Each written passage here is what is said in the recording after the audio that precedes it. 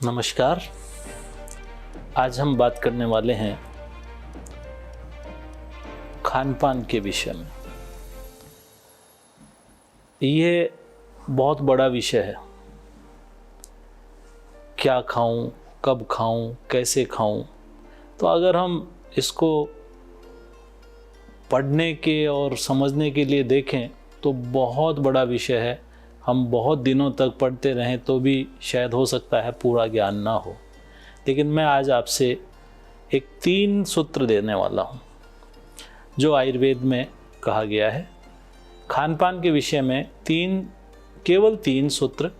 पहला है हित भुक, दूसरा है मित भुक, तीसरा है काल भुक। इन 3 चीज़ों का अगर आप पालन कर लेते हैं तो खान पान से संबंधित कोई भी बीमारी आपको कभी होगी नहीं। और अगर बीमारी हो गई है तो इन 3 चीज़ों को अगर आप ध्यान करेंगे तो आप ठीक हो जाएंगे।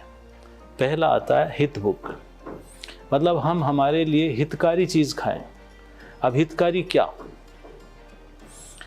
किसी को ऐसा कहा जाता है, मारवाड़ी में कहावत है, कोई न बैंगन बायड़ा, कोई न बैंगन पच। किसी को कोई चीज़ अच्छी है, क्योंकि कोई भी ऐसी चीज़ नहीं है जो परम पथ्य हो। दूध किसी के लिए बहुत अच्छा है, किसी को बिल्कुल सूट नहीं करता। किसी को कोई चीज़ अच्छी लगती है, किसी को कोई चीज़ अच्छी नहीं लगती। किसी अवस्था में कोई चीज़ अच्छी है, किसी अवस्था में खराब है। तो हित बुक में अगर अपन विचार करें तो आयु के अनुसार हित। एक बच्चा है, उसकी डाइट कुछ अलग होनी चाहिए।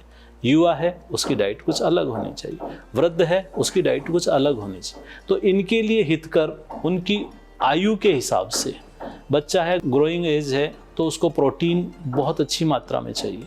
युवा है, प्रोटीन इतना नहीं चाहिए, उसको साधारण कैलोरी से भी काम चल जाएगा। और अगर वृद्ध है तो उसको कुछ एनर्जेटिक चीज़ें भी चाहिए ताकि उसको वृद्धावस्था में मदद मिले। तो आयु के अनुसार हित। अब आता है प्रकृति के अनुसार हित। आपकी क्या प्रकृति है? देखिए, आयुर्वेद में वैसे तो 7 प्रकृति बताई है, लेकिन अगर अपन छोटे रूप में लें तो 3 दोष हमारे यहाँ माने जाते हैं।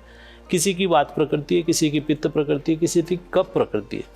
कफ प्रकृति के व्यक्ति को कैसे खाना खाना चाहिए, और वात प्रकृति को कैसा खाना खाना चाहिए, और पित्त प्रकृति को कैसा खाना खाना चाहिए। अगर पित्त प्रकृति का व्यक्ति बहुत गरम और बहुत जिनकी तासीर गरम है, ऐसे अगर खाना खाएगा तो उसको पैत्तिक व्याधियाँ बहुत जल्दी हो जाने वाली हैं। ऐसे ही वात प्रकृति का व्यक्ति अगर रूखा सूखा खाना शुरू कर देगा तो उसको वात व्याधियों से, न्यूरोलॉजिकल डिसऑर्डर से कोई रोक नहीं सकेगा। इसलिए प्रकृति के अनुसार खान पान होना चाहिए। फिर दूसरा है देश के अनुसार।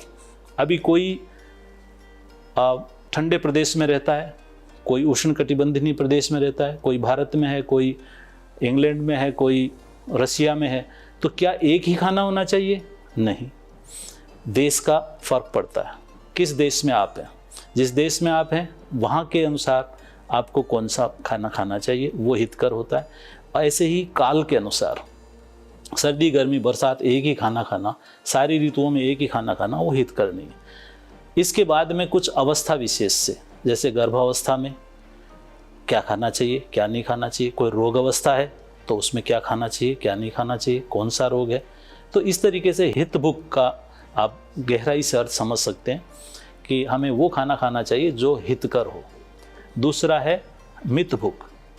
जहाँ तक आयुर्वेद आपके स्टमक को 3 भागों में बांटता है। एक भाग खाली रखना है, एक भाग में लिक्विड रखना है, और एक भाग में ठोस रखना है। ऐसे ही कितना खाया जाए, मित भुक का मतलब, तो कितना खाया जाए तो वहाँ 2 चीज़ें और देखने की बात होती है कि आप गुरु या भारी खाना खा रहे हैं या हल्का। अगर आप हल्का खा रहे हैं तो आधा पेट भर के भी खा सकते हैं, अर्ध भाग सोहित्यम ऐसा कहा है, आधा भाग भर सकते हैं पेट का। लेकिन अगर आप गुरु कर रहे हैं, थोड़ा भारी खाना खा रहे हैं, आप खीर खा रहे हैं, मालपुआ खा रहे हैं, चूरमा खा रहे हैं, या कोई ऐसे हैवी हलवा खा रहे हैं, तो फिर आपको 1/4 से ज़्यादा नहीं खाना चाहिए, जो हमारी कैपेसिटी है उसके हिसाब। तो उसको हम मित भुक कहेंगे। इसके बाद में है काल भुक। सुबह से शाम तक हमारा शरीर एक जैसा टेम्परेचर में नहीं रहता है। हमारी एक बायोलॉजिकल क्लॉक है, वो सेट होती है। हम सुबह कितने बजे उठते हैं, कितने बजे नहाते हैं, कितने बजे खाना खाते हैं, ये सारा सेट होना चाहिए। तो जो आपका खाने का समय है, आप देखिए, हम एक छोटा सा उदाहरण देखते हैं। पक्षियों को दाना डालते हैं, सुबह डालते हैं, अगर दोपहर में डालेंगे तो पक्षी नहीं आएंगे। तो जब पक्षी ही कालभुक हैं, पक्षी ही समय पे आते हैं, हम किसी गाय को रोटी देना शुरू करें तो एग्जैक्ट उस समय पे वो आ जाती है। क्यों?